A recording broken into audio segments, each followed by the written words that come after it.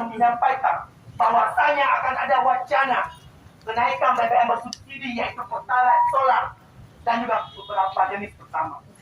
Ini kami dari HMI, dari HMI Indonesia, dari HMI Cabang Sumatera Utara menolak dengan tegas dan dengan keras terkait wacana ini. Kenapa? Beberapa lagi beberapa waktu yang lalu sudah saya sampaikan. Karena ini akan memberikan efek domino, chaos di tengah masyarakat, akan sangat menjajah masyarakat kita. Harga-harga bahan pokok akan melambung tinggi. Harga-harga bahan pokok yang ini selalu berinteraksi dengan masyarakat umum, yang akan berinteraksi dengan masyarakat ekonomi menengah bawah. Mereka tidak akan bahkan untuk makan sehari-hari saja nanti bisa saja tidak sanggup. Jangan disamakan pendapatan masyarakat ini. Menyampaikan amanah, menyampaikan pesan-pesan masyarakat yang melalui HMI Kota Lembang. Ya.